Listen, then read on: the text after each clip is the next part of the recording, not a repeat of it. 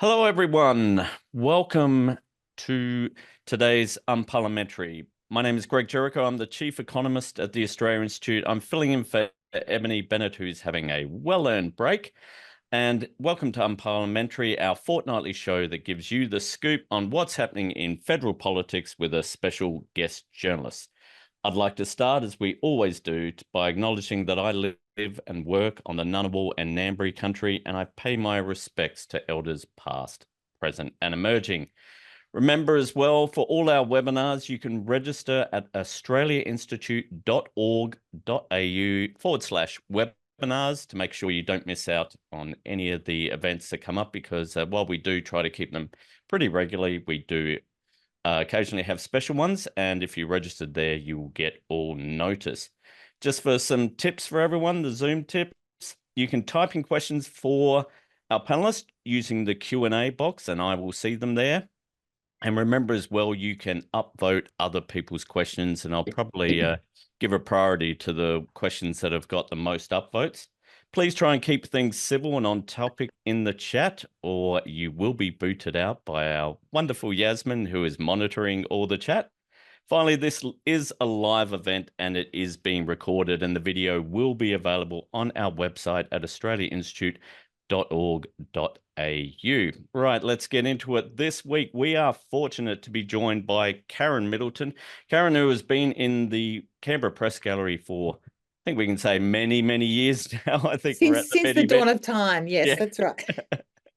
Don't remind me. With numerous media organisations, notably SBS and the Saturday paper, but currently she is the political editor at Guardian Australia. So let's just get right into it. It has been a pretty big couple of weeks. Parliament is back, and that's bad news for the Speaker, who's having to deal with some fairly rowdy parliamentarians. There's been big fights over gambling advertising reform. Peter Dutton has been criticised for inflammatory rhetoric over Israel and Gaza conflict and for using parliamentary Palestinian visas as a political weapon, even as the Director General of ASIO reiterates warnings against inciting social division over the issue. Senator Fatima Payman, who resigned from Labor last month over the party's stance on the Gaza conflict, featured on the ABC's Australia story last night. Even at a state level, things are going all a bit bonkers. In New South Wales, the Liberal Party neglected to nominate candidates for the local council elections, which is a fairly important thing to do. And of course, even overseas, we got the US election coming on. And just before I came on here, I saw Hillary Clinton getting a huge reception at the Democratic National Convention. So we have got heaps to get through. Let's start, Karen. Gambling. Gambling ads have been probably the aside from, and we'll get to it, Dutton and the visas, the big sort of policy issue of the past fortnight. Can you outline what's going on at the moment? What's the actual situation with the gambling ads? What are Labor suggesting, and what are their critics suggesting needs to be done? And how did we get here? Well, what the government doesn't seem inclined to do, Greg, is to introduce a total ban on gambling ads. They are resisting that at every turn. That's obviously what a lot of the community sector people who are involved in this space and a number of other parties, notably the Greens, are calling for. They think that nothing short of an ad ban completely will work. The coalition has backed banning advertising sort of either side of sports broadcasts, but don't want to go as far as a full ban. This goes back, obviously, to the parliamentary inquiry that was chaired by the late Peter Murphy, Labor MP, who died in December last year. And so it's very much seen in that context as well as a legacy issue for her, because she was a strong advocate for a ban, and the report that they produced advocated for that. So we had sort of thought we'd see progress by now on this, and it's been dragging along for the last couple of weeks. And now it's looking a bit more like we won't get this issue resolved before the Parliament rises on Thursday. We're in the middle of a sitting fortnight. We'll have another couple of weeks break and then they'll be back. So the government seems to be sort of pushing this to one side. The big sticking issue is that media companies and some sporting codes are not inclined to a total ban because they have so much invested revenue-wise. And in fact, members of the government, notably Bill Shorten, have been out in the last week or so sort of saying that directly and saying commercial television in particular is struggling with revenues. There are broadcast deals that involve gambling revenue, and there's concern if gambling ad revenue is not able to be maintained, that they will be in trouble, and that will be bad for our media landscape and therefore for our democracy. So those are the kinds of arguments being run from the government. I did hear this morning on Radio National, Stuart Kenny, an Irishman who'd founded a gambling company, Paddy Power, who's now an advocate for restrictions, saying that his view is that if you implement a total ban on advertising, you will be doing something to protect children who are growing up thinking that gambling is part of sport. If you introduce a part ban of any kind, anything short of a full ban, you will be acting in the interests of the gambling companies and the bookmakers. So a pretty hardline position from him. And we're seeing only incremental progress, and the negotiations are becoming increasingly opaque in terms of where the legislation will actually land. I mean, it's interesting in that it's kind of different in where the pressure points are coming for the government compared to what we saw back during the Gillard government, when there was a proposal to do something about pokies and put limits on pokies and things like that, where we saw very much the pressure was coming from the clubs industry, really from the people who had the pokies. It doesn't seem this time around it's coming actually from, the gambling sector so much. It is the sport and the broadcasting aspects. Does that make? But we know that, going back to the pokies thing, that was incredibly powerful, because every time you went to an RSL or just went down to the club, you were seeing all these paraphernalia out there that was essentially saying the club will have to close if this goes through. And so it was very strong at the grassroots level. Do you think the fact that this time around it's coming more from a corporate sector, from media, that the optics are different for the government? Because we know that there is pretty strong dislike of gambling ads across the community. All the polling on it is, around 70% saying get rid of them. How do you think they're going to? Is it set up a little bit like the pokies debate, or do you think there are different sort of fights at play here?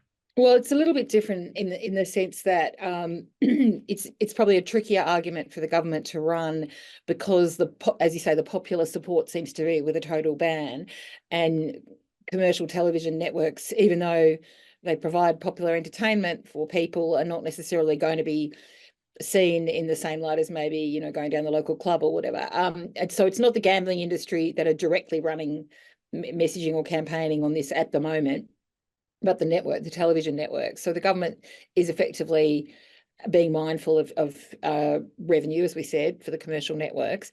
And of course, behind that, we're heading into an election season, and television networks are quite influential. Media companies in general can be quite influential in terms of how they present your political arguments in the course of an election campaign. So governments will always be mindful of that. And I'm sure the Albanese government will be thinking they don't necessarily want to be doing something that's going to directly enrage or undermine those media companies at a time when they're going to be seeking their positive support, I suppose, if not directly, then at least by presenting their arguments in election campaigns. So it isn't a straightforward exercise, but it does involve a number of players: the gambling companies, the media companies, and the sporting codes, who also get a benefit from the revenue from, say, broadcast rights, for broadcasting their codes. And that goes back to, where does the money come from to pay for those broadcast rights? Well, in large part, it comes from gambling revenue. Yeah, I'm certainly old enough to remember, tobacco sponsorship. It was always called sponsorship of cricket and other sports. The gambling aspect, though, has become so much more integral to the entire coverage of sport. Like I watch a hell of a lot of AFL, and they'll be broadcasting odds and talking about odds during the game, and in a way that they were never sort of talking about cigarettes at the same time. It's become so entrenched that I think it is I can understand why there is so much public vitriol against them, because you really can't avoid it, even if you try to. And let's sort of tease out the big issue that we're hearing from media companies, that they'll go broke. Is it possible for a media company to go without gambling advertising? Is this going to be the end of the industry? Well, The Guardian goes without gambling advertising, although they do have a carve out for lotteries, and I'll leave it to my editor Lenore Taylor to explain the intricacies of all of that. But for the past year, The Guardian has foregone other gambling revenue in a deliberate decision to not be part of that. Lenore makes the argument that it is possible to forego. She says she understands, and she did an interview on radio about this just last week. She said she understands the concern of major media companies about loss of revenue, and that certainly we are all under pressure in major media companies. That's true. She said, from the Guardian's point of view, and she obviously doesn't speak for anyone else, that the Guardian Australia took the view that it was only going to get harder to wean yourself off gambling advertising money if you didn't take a step now, because it was only going to become more entrenched. And that's partly because it's such a ready form of revenue. It's so readily available, and it's a growing proportion as a result of media companies' revenue. Now, I don't know what their books look like, so I can't talk about whether or not they're sustainable companies or not. But I think that is the issue, that whereas there have been fluctuations in other forms of ad revenue, especially in a global financial crisis and in a cost of living crisis that we're in now, and people aren't buying like they used to, the gambling ad revenue is holding up. And so, it's easy to see how companies become increasingly dependent on it. And it's a tough decision to take, to step back from that income source. But I guess Lenore makes the argument that it's an important step. It was an important step for The Guardian, and to then, redouble efforts to find revenue elsewhere. Yeah, absolutely. And going to talking about trying to find revenue elsewhere, the Australian Institute here, we proposed, and this came out yesterday from memory, introducing a levy on gambling companies to cover all the advertising losses that would be caused by a ban. And we've pointed out that a levy of 1.4% could replace all of the $239 million lost income from free-to-air TV, radio, and digital. If we put a 2% levy on gambling, it would actually help fund the ABC as well. And it's a case of it kind of, I guess, takes away this line that, there's no other way we could fund media than by gambling revenue. In this sense, we pointed out that it's not unprecedented for governments to assist media outlets, including regional media outlets. AAP has been getting injections in funding because the government sees that it plays a crucial role. I do recall that there was some funding for regional networks, but Guardian Australia was excluded from that because apparently or I shouldn't say we, even though I do write for Guardian Australia. Guardian Australia apparently flushed with cash from Guardian UK, which is completely wrong. That's not how the funding of Guardian Australia works, but nevertheless, Scott Morrison perhaps had different views. What do you think about the possibility or the probability of the government saying, okay, here's a way we can get around this and actually kill off the argument from media? So it's interesting. I had the Treasurer, Jim Chalmers, on the Australian Politics podcast for The Guardian on the weekend on Saturday, and I interviewed a couple of days earlier, and I asked him about the possibilities of a tech tax, because it's come up, as you say, in the context of this replacement revenue for gambling, but also in the context of the News Media Bargaining Code, and with companies like Meta starting to suggest they might pull out of the arrangements that saw them and other big companies pay traditional media organisations for their content that then gets reproduced. Before those arrangements, it was reproduced basically for free on their platforms. They came to a financial arrangement with organisations. Meta wants to pull out of that, and there's concern that news won't be available on Facebook and their other platforms at all soon. And the government's still trying to work out how it's going to respond to that. But there's talk of a tech tax. I put that to Jim Chalmers, and he didn't rule it out. He said they're looking at measures the OECD is doing in this space more broadly around technology, and and how to deal with it in the sense of taxation. And he said they're primarily interested in seeing what the OECD comes up with. So he was sort of stepping around it, but he interestingly, when I came back and it said, is that a maybe? He did not say no. So it does look as though the government is trying to wrestle with this idea of, well, how do we support media industries that are struggling against new technology, and where is the responsibility of government? Now, where they land on that, I don't know, but it's an interesting idea, and it seems to me to be getting a little bit more traction around the traps. I think the Greens have been proposing it as well. It was interesting that the Australia Institute's paper came in at the same time that this is all being discussed. So we'll see where they land. I don't think it's immediately on the agenda, but it was curious and interesting. I thought that he did not say, no, we're not doing it. Yeah, it was interesting. I've recently started becoming active on Threads, and there was a little bit of kerfuffle earlier on the week when, for some reason, just for a brief moment, you couldn't, if you were an Australian user, you couldn't link to news articles on Threads, and everyone's like, "Oh, they've flicked the switch." Oh no, that was just a mistake on our A glitch. Like, Yeah. was that a practice, or it did seem a little bit ominous. But yeah, I think and I think it's certainly an argument that we've been making, and I think is there for the government, is that people are becoming a lot more aware that there are these multinational companies who aren't really here. Where are they located, and are they actually paying any tax, and realizing that these organizations are kind of just getting away scot-free of responsibility, both in terms of the content that they're putting out and also revenue-wise. And I think there is certainly some, I think, momentum in the public that we got to look at things a bit differently than we did when we were just taxing companies who had factories here and was easy to do. So yeah, and the government is quite focused, more broadly speaking, beyond just the tech sector, on multinationals and making sure they pay their fair share of tax. So they're looking at ways to try and bring that about, and more broadly. And so it sounds like this just might be one of the arms of that as a possibility. yeah. All right, let's move on to something that I know you have definitely written about, Peter Dutton and the visas. This has really dominated parliamentary debate, and it is, I think, fair to say, got quite heated on both sides. Why do you think opposition leader Peter Dutton has seized on this issue of Palestinian visas, and what the government's role has been in allowing people to come into Australia from Gaza? For a few reasons. I mean, you can certainly say that this is a position that Peter Dutton legitimately holds, that he's concerned about security, and he's been big on national security. We know that from when he was in government. So in a policy sense, he will argue he has legitimate concerns, and it certainly is fair enough for a coalition or an opposition to seek to hold the government to account on national security in this and every other space.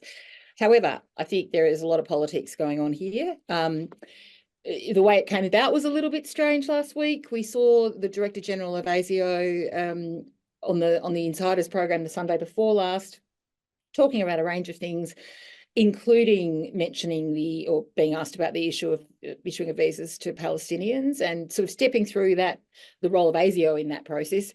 Perhaps because he was doing that quite narrowly focused on ASIO, that's left a bit of room for some people to willfully reinterpret some of the things that he was saying. He did say, it's not automatically going to rule somebody out just because they've expressed rhetorical support for Hamas. Now, Hamas is a listed terrorist association organisation in this country, but it also happens to be the governing body in Gaza. So that's where that grey area is. And he was saying, if they're just expressing support rhetorically for Hamas, that is not necessarily going to be an automatic trigger for us to do a security assessment of an applicant. However, if they have gone further than that, they've offered financial or other sort of backing, or they have endorsed extremist ideology and political violence, then that would be a trigger. That would be a no. So he was trying to interpret that and explain, but he also issued another clear warning, and it's not the first one, to political leaders and media and other people in the public square not to inflame these issues with their language, to be very careful, because there was a connection between the way public debate was rolled out and the likelihood of violence as a result. So he was very clearly saying, be careful with your words. Now, there was minimal reporting of that, actually. I think the Financial Review did a piece on it on the Monday. We in The Guardian had mentioned it in our piece. And then there was sort of nothing for a couple of days. And then on the Wednesday morning, when the Olympians were back and all the politicians were hobnobbing in the hangar at Sydney Airport with them, with the scarves around their necks, Peter Dutton did an interview with Sky News. It was mostly rah-rah about the Olympians. And then right at the end, sort of out of the blue, there was a question about, well, by the way, what about this security thing on Palestinian visas? What are your thoughts?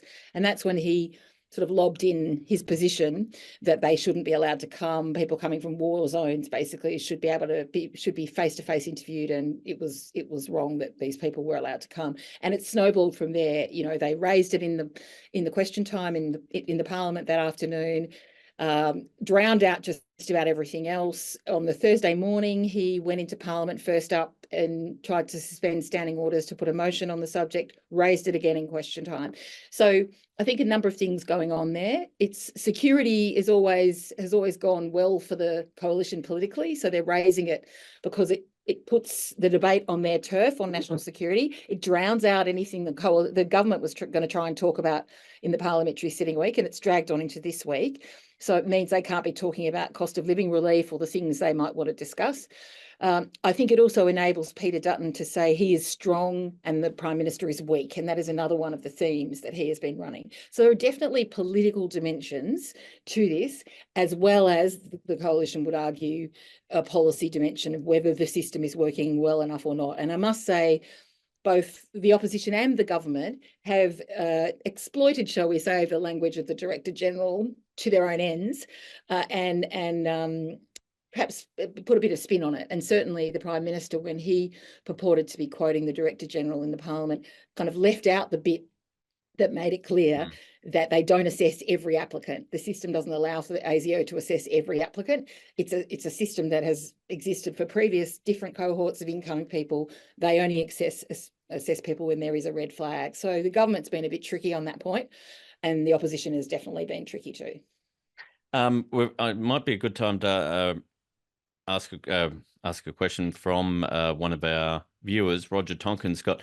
Is there actually any evidence that the government has failed to carry out, or Asia or any security organisation failed to carry out necessary security checks at all? No, not at the moment. There's not. The Director General did not raise any criticism, and this is what I mean by the language that he used in that interview. He was strictly speaking, talking about ASIO's role, and he was saying, you know, how it works, and I can explain it here now too, is that someone applies for a visa, they automatically go through, get checked against a watch list, a list of known people of concern.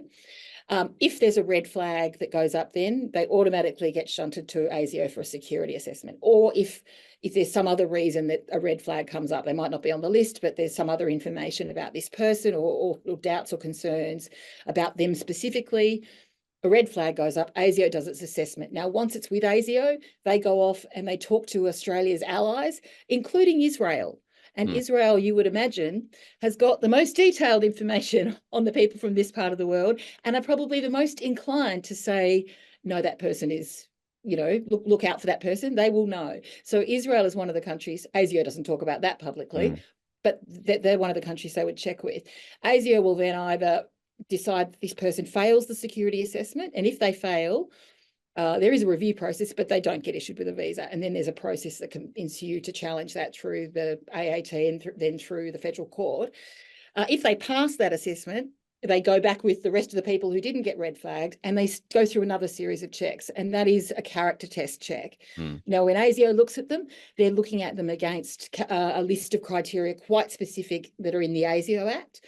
The character test is under the Migration Act, and there are a list of other criteria that they can look at there, and that's done by an official in the Department of Home Affairs as a delegate of the minister. There's more wiggle room in that stage. There's more room for judgment to be applied. So that is the stage where the government could sort of tighten the screws a bit if they want to, and say, look extra carefully at all these people for these reasons. But it is wrong to say that there are not checks being done. There are questions being raised about how long they're taking. And also the point that's important is nobody's getting out of Gaza at the moment. These are all people who are already here. So the questions they're raising are really retrospective ones about the process. And they're now saying nobody should be allowed to come. until they can go to a third country and be interviewed face to face. Well, that's not going to happen for quite some time. So that's just a moot point. And then there's the question of, did these visas get issued too quickly? Were the proper checks done? There is no evidence from ASIO thus far, or anyone who's speaking publicly, or in fact, I have not had anyone privately say to me, we have concerns about this at the moment. Yeah, and that point about the border being closed is a really important one. It's one I know your colleague Amy Ramikis had been making straight away in the live blog last week, and I saw Yes. yesterday in Parliament the government, Anthony Albanese, was very much making that point, and also making the point that Hamas have been the government, legitimately or not, since 2005. They haven't bothered to hold any elections since then, so its legitimacy is certainly in question. But it's not a case of they just became a terrorist organization on October 7th last year. So there really has been no real change in sort of need. And also, given that the situation in Gaza at the moment, to actually get out of there, you have to, in effect, get past Israel first. And they're taking a fairly broad interpretation of who's attached to Hamas. So it does seem to be a bit of shall we say, a fraudulent list of accusations. And on this, I just wonder, is Peter, and we know that, yes, national security and these type of issues always play well, but is Peter Dutton in danger of overplaying his hand? We saw on the weekend in his op-ed sort of reiterating Tony Abbott's line of comparing Hamas to the Nazis and suggesting, oh, at least the Nazis had shame, which just is a really extraordinary claim to make, and I'm completely wrong. Not sure that they did, actually. Yeah, they were pretty. They didn't really hide too much of what they were doing. Let's be honest, and certainly you never want to be in the situation of saying you got to hand it to the Nazis. Is there a danger that he's going too far, and is there also a sense that Peter Dutton does carry a bit of baggage with this, given, how he went with the Sudanese gangs in Melbourne that kind of blew up in his face during the Victorian election a few years back? And is this something that maybe it might fire up the base, but is kind of turning off other voters? Well, that's the calculation that he will be making. And given that he's kept going, and he's still going again today, he's this morning given an address to his party room. He's, gone harder again. He's now suggesting that the government has sort of willfully watered down the security checking process to win seats in Western Sydney. That's what he's told his backbench today. Now, there's no evidence of that. And of course, the government would be insane to water down security checks in the middle of a conflict like this. No government would want anyone coming to this country who posed a risk, because imagine, just imagine. So it's a bit crazy to suggest that.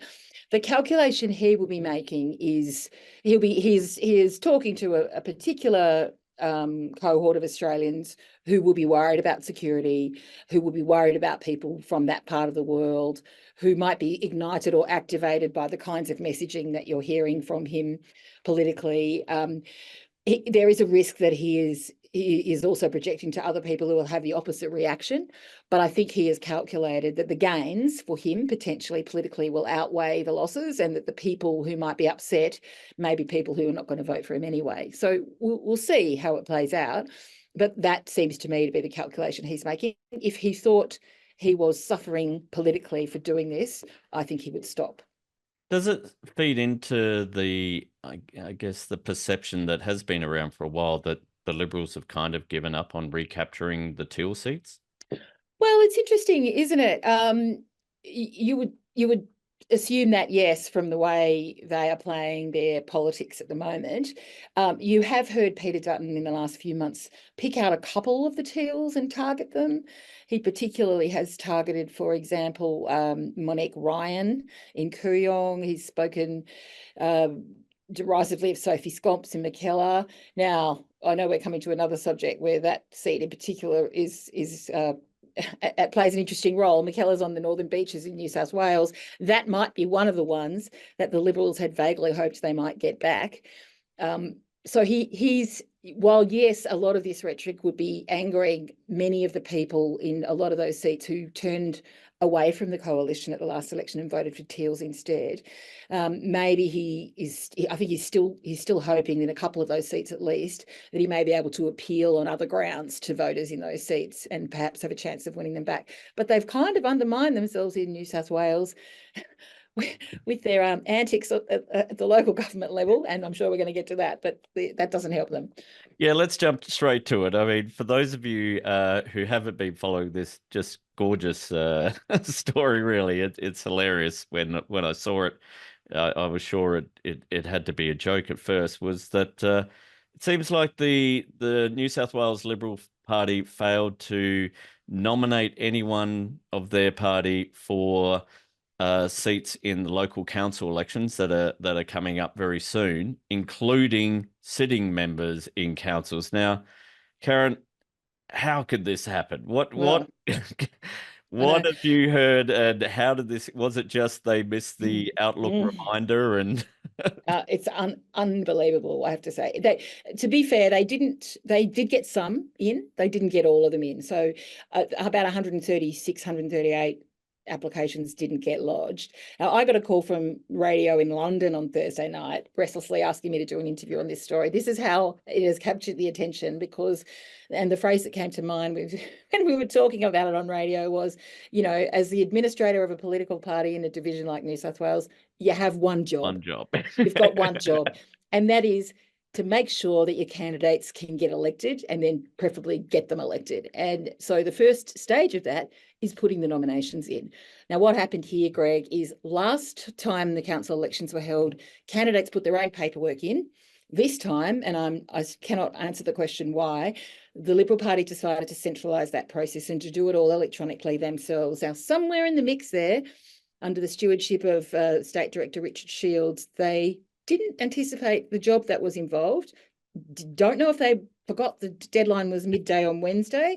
Not really sure, but at some point in the preceding few days, somebody realised they weren't going to make it, and they went into a panic. And now we've got this kind of Keystone Cops vision of Liberal candidates discovering, because they were checking to make sure their nomination was in and finding it wasn't, sort of people driving around Sydney at 2 a.m. looking for justices of the peace to sign the documents so they could lodge them themselves and try to get them in. Some people did get them in, most people did not. Some people didn't even know they hadn't been lodged. And as you say, there are people who've served on local councils for Liberal Party for 20 years, 15, 10, 20 years, who were wanting to renominate, who cannot. And so they think they've lost about 50 seats that they were expecting to win. But the other problem for them, and this is where the talk of federal intervention is coming in, is that when you have people in local councils, you've got a network, a close to the ground network in some really key areas that you can plug into to help you campaign at other levels of government. And the next election coming down the pipe is the federal one. And I just talked about McKellar, those seats in that area of the Northern Beaches. The coalition was really hoping they could have a crack at getting Sophie Scomps out of that seat. And they would have been relying on that network of campaign staff, people, staff and local council members, but also just the information about local issues, the feedback that you get being part of that local council network. They will have none of it. They will have a handful of people sprinkled in a couple of councils for 4 years. So it is a complete disaster. People are on the rampage. The state director got sacked. He took his lawyer to the meeting on Thursday night. It didn't do him any good. There's still recriminations about the president, Don Harwin. People are insisting he didn't do anything, but he's in a volunteer position. But there's been finger pointing going in all directions. And now the federal party under Peter Dutton is talking about implementing intervention, and they've called a meeting of the federal executive for the 3rd of September to talk about, shall we intervene? And if so, what form should that take? And the Constitution allows for that when there are circumstances like this. And that would mean they could make sure that the paperwork did get put in for the federal election. And in talking to people, Greg, about this last week, I discovered something that I didn't know prior to this. You'll remember when Scott Morrison resigned from the Parliament and we had the by-election for his seat of Cook. It turns out they forgot to send out the postal ballots for that as well. So this is not the first administrative stuff up. The scale of this one is much greater. but it's, there's starting to be a pattern, and you can understand why the feds are going, excuse me, we might step in here and just take charge of this until at least after the federal election. There's a little bit of a joke among political operatives. The New South Wales branch of any political party is the worst branch of any political party. I think the New South Wales Liberals are showing this. We got one question from Angelica Hurick. I hope I'm pronouncing that name right. What do you think of the Liberals trying to take legal action against the Electoral Commission? What do you think their chances are? It's an interesting question. I'm not a lawyer, and obviously I wasn't in any of the rooms where any of this occurred, so I don't know what argument they might have. I did talk to some people yesterday about this, and my colleague Katie McLeod in Sydney was working on this as well. There seems to be a view among some of the New South Wales Liberals that they may have a case that maybe there were one or two things in the process that the Electoral Commission of New South Wales had in train that could be challengeable, that they could use as an excuse. But I suspect they will struggle. They've already tried the begging approach. That failed. The Electoral Commission said, yeah, nah. Everybody else managed to do it. Sorry about that. Whether they can succeed in the courts, who knows? But I would think, as a layperson looking from the outside, it would be kind of difficult. And you got to say they're running out of options, and I fear they're going to have a long, cold stretch with not many people going to local council meetings for the Liberal Party. I mean, I even saw on Twitter one New South Wales Liberal MP, or MP or state MP, I forget his name, who was calling on the New South Wales Premier to step in and allow it. And I'm thinking, first, I don't know if a political party should step in and override an electoral commission. That doesn't seem to be how we should do things. And also, I don't think the Labor Party are going to do them any favours. I think it wouldn't happen the other way around. I was going to say, do we think Dominic Perrottet or any of his colleagues in New South Wales, or Scott Morrison, or anybody, Scott Morrison, would have thought, out of the kindness of our hearts, you're right, we'll let you have those 50 seats. Yeah, no worries. Yeah, and it also would just it kind of you can see voters knowing that they it's a bit like whenever we see any politicians getting a bit of grace on any deadline where people think, hang on, I have to pay fines if I don't get my taxes in on time and things like this. It certainly, I don't think, would be a good look. And yeah, I think the Electoral Commission would be feeling disinclined to grant anything that would seem like it is favourable, because that really, for next time round, just makes it even worse. You wonder, well, is there really any deadline whatsoever? So, but yes, rather enjoyable story for those of us who are really into such politicking. Let's go to another story. Last night, Senate, and this sort of goes back to the Gaza, well, certainly goes back to the Gaza-Israel conflict. Last night, Senator Fatima Payman, who obviously quit the Labor Party in July over its stance on the Israeli-Gaza conflict, she was on ABC's Australia Story. What do we know about her plans for the future, and what do you think the fallout, if any, is going to be from that program?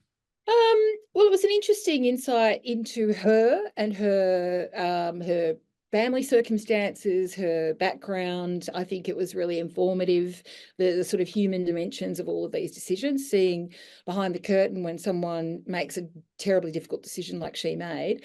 And her background is very interesting. She's Afghan. Her grandfather was in politics in Afghanistan, and that's why the family had to flee after the rise of the Taliban about 20 years ago.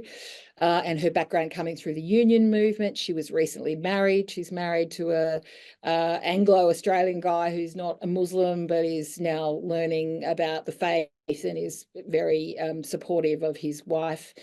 And we are hearing a little bit about her political ambitions and the reasons for her decision, perhaps a little more than we had. Interesting too that she's hired Glenn Drury, who was known colloquially as the preference whisperer. His business model sort of struggled a bit since the previous government changed the voting arrangements in the Senate, and it made it much, much harder for some of those very micro party candidates to get elected. But he's now working for Senator Payman, which is interesting. And it's kind of funny. I detect slightly different messaging from her and from him. She has said on the day she resigned from the Labor Party, and since, I think that she's not really been terribly inclined to look at setting up her own party or or just representing Muslim Australians. She wants to represent the whole of Western Australia, as she does as a senator. And certainly here in the parliament, since she's been back, when she's got up and asked a couple of questions in the Senate, they have been broadly based questions. There was one about circumstances in the northwest of WA. She'd done a bit of a tour. And so she's really seeking to position herself in that way. But Glenn Drury has sounded to me like he wasn't ruling out proposing that there be a party set up to help her chances of getting re-elected the next time she's up. Now, she was elected in 2022, so under the Senate rules, she doesn't face re-election and for 6 years. So she's got 4 more years to go. So she's got a while before she has to make any firm decision about that. But it will be interesting to see if she sticks with her broad pitch, or whether she does narrow that pitch, or whether she decides she does need to have party backing behind her to try and get re-elected. And of course, the other thing to remember is she was elected third among Labor candidates on that WA ticket. Generally speaking, they usually only get the first 2 spots. But we did see at the last federal election, there was a real wave in favour of federal Labor at the election, and that went through to the Senate. And so surprisingly, and we learned in last night's program just how surprisingly, to her included, she was elected. So it won't necessarily stay that way. It's probably the high watermark for Labor in WA. They're battling furiously to try and get people to stick with them at the next election. If she was up next time, she might struggle to get.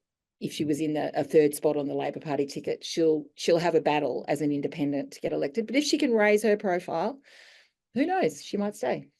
Yeah, people mightn't be aware that on the Senate ticket, there's a pretty good calculation on who's actually going to get elected, and often the sort of the unlikely spots are not always filled with politicians or people who really think they're actually going to get there. It's almost just more the other ones who are prepared to go out and do some work, knocking on doors and things. And whenever there is a bit of a landslide, we do get some. We can get some unusual or unexpected candidates, especially at state levels. We've seen in Queensland on both sides some fairly unusual people get elected. And you're right, pretty much I think one of the problems, of course, setting up your own party is that you have to set up a party, and it's not always that easy as position. And suddenly you have to have all the actual processes in place, and unless you want to call it like with the Pauline Hanson One Nation, and even there things can become quite murky over who's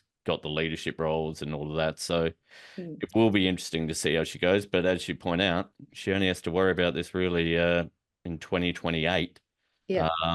So do you think how have Labor handled the fallout? Do they feel like they've kind of the issue's gone away and they don't have to worry about it so much, because it was a fairly hot one there at the time? How is their views going with dealing with Senator Payman now? I think there's a lot of residual sort of bitterness and unhappiness. I don't think there's any love lost between Senator Payman and Prime Minister Albanese. And in fact, we've heard Senator Payman last night and this week complaining about staffing as an independent and the struggle that independents have to get across all the legislation. I'm not sure that there's going to be a great deal of sympathy at the top of the Labor government for her in that regard. I think the phrase "you made your bed, you have to lie in it" will probably be being uttered behind closed doors. But some of her colleagues are just very sad, and I think we saw some of that reflected in interviews with people like Anne Ali, her West Australian colleague, also a Muslim Australian, who just felt sad that Fatima had made the decision that she made. And Ali was talking about her great hopes for Fatima Payman coming up through the Labor ranks, albeit in the Senate, where it's, you can progress, but you can't be Prime Minister from the Senate. But I think there's still some anger and bitterness that she has left the Labor Party when she was elected. And that's standard no matter which party you come from, but because anyone who gets elected on one party's branding and then leaves engenders some unhappiness in the party that they leave. But Labor was founded on the principle of solidarity. That is their principle, and she has turned her back on that. She praised the history of Labor when she left that day, but she's also made a choice to turn her back on it. And I think there are a lot of people with long memories in Labor who are having trouble forgiving that. Let's go to a few questions, and one of them from Judy Atwood on this topic and this broader topic of the Gaza-Israel conflict. How do you think the government's approach will affect them at the next election? And how mindful of it are they? Well, and to that point, I need to add to what I just said, and it's Mm. related to this, that of course what Fatima Payman did, the reason she quit is because of her unhappiness at Labor's handling of this issue, and that she felt she couldn't in good conscience stay within the Labor Party. Now, there are others of her colleagues who also have a problem with the way Labor has handled the issue, but have chosen to stay inside the tent. But I think she would, look, there are plenty of people who would say she does represent their view, people who might have been Labor constituents who might be frustrated at the way that Labor has been on this issue, that they haven't spoken out against Israel more strongly, that they haven't spoken out in defence of a Palestinian state earlier, or in a manner that some people might like. So I think it is a problem for Labor, and they're kind of caught in the classic bind of a party that can be an activist party in opposition that then in government has to manage a range of constituencies, including the large one in the middle, and try to satisfy everyone, and ends up often making everyone unhappy a little bit.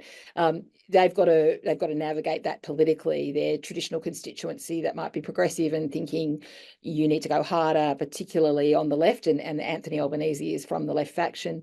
And then there's the constituency that they are still trying to represent that might be more supportive of Israel or of a steadier approach.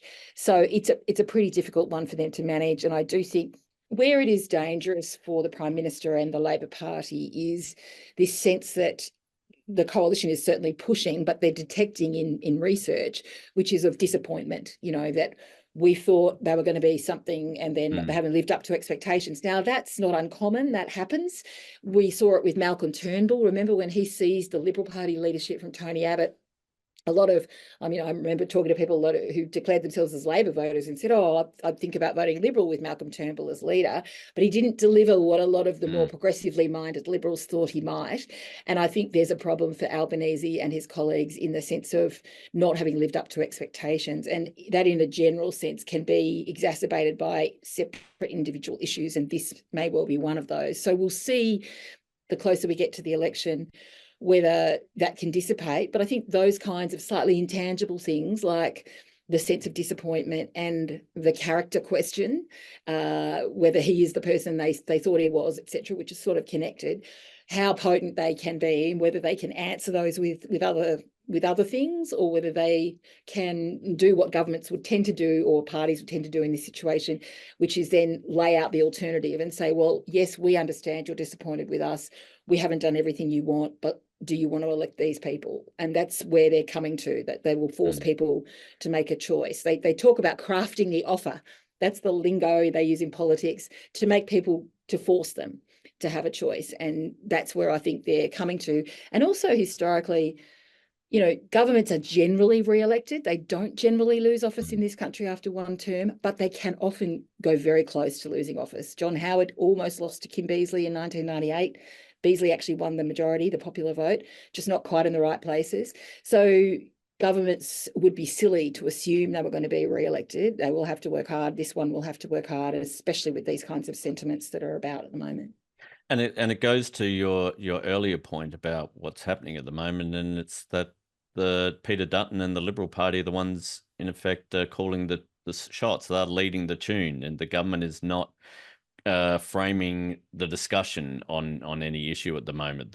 They don't seem to be the ones who are using their power of incumbency to say, this is what we're going to care about, and you need to tell us what you're caring about on this. Instead, it's become, we're talking about Gaza and Palestinian refugees who aren't actually even coming here at the moment. And I think that comes a little bit off that sense of when you're a small target opposition, you've kind of been a small government. Aside from a few things on industrial relations, it really means you often create a bit of a vacuum that Peter Dutton is very happy to fill. And I think, yes, and I think the other problem they've got is they've got difficulty in getting legislation through the Senate just because of the way the Senate is made up. So they haven't had any clear wins. They've got some levers to pull that they have pulled around the budget in terms of the tax cut change and the energy rebates and things that they can do for people, but they're hamstrung by not having a lot of ready cash and having to be careful about spending too much because of putting extra pressure on inflation and making our whole circumstances worse. So there are limited things they can do in using the benefits of their incumbency and the fact that they have the coffers to play with. And on the other side, oppositions can very easily wield the rhetoric because they're not having to make the policy decisions. They can use rhetoric as a weapon. And Peter Dutton has been very good at that. So yes, they have stolen the agenda, driven the agenda, made it harder for the government. And then with the government, with all its great, allegedly grand plans in housing, on the NDIS reforms, on aged care, all these things, gambling that we don't know where that's going. All of it is kind of stuck in negotiations in the Senate, where they are beholden to either the crossbench, always members of the crossbench, and then sometimes they'll go with the coalition and sometimes they'll go with the Greens, and they're trying to play those two sides off against each other. But you're also seeing the Greens and the coalition coming together with a common interest of blocking Labor and making life hard for Labor. And so I think, on this occasion where we saw the CFMEU legislation get supported yesterday, that was a deal with the coalition. I suspect they'll reach a deal with the Greens on some of that other legislation, but they haven't got anything they can say, hey, look at what we've just achieved. So we're sort of stuck in this limbo, and it makes it much easier to drive a rhetorically driven debate like we're having on visas, with inflammatory language and sort of half-truths, when as a government you can't say, hey, look what we've just done. Yeah, absolutely. And given we've got an election within a year, so probably we're talking less than 9 months now, it really means that the government does have its work cut out for them to try and grab control of this. And I think we're going to see some fairly frantic sitting periods up to the end of this year, and then we'll wait and see what happens. You never want to forecast too far ahead, especially when we've got things like Queensland state elections and US elections going on, which all seems to carry over into madness everywhere. I think we'll have to wrap it up there, though, Karen. Thank you very much for joining us today, and thank you to everyone else who has logged on. I've seen there's nearly 200 of you. It's been really great the support you give us for these things. Thank you, everyone, for your questions. If I didn't ask them out specifically, I certainly was looking at your questions to help frame what I was asking Karen. So hopefully, that's me prattling on too much. Sorry about that. No, that's fine. That's what we want you for, is to prattle away.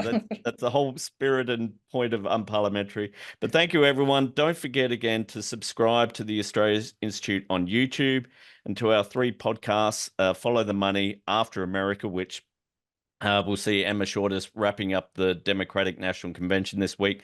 My podcast, Dollars and Cents, that comes out every Thursday afternoon. Please subscribe to them so you don't miss any of them. Thank you once again, Karen, for joining. It's been an absolute pleasure and a really good chat. Thank you, everyone, for tuning in, and we will see you all next time. See you later. Bye. Thanks. Bye. Thanks for watching. If you enjoy our videos, make sure to subscribe and hit the bell button to get notified when we publish a new one. See you next time.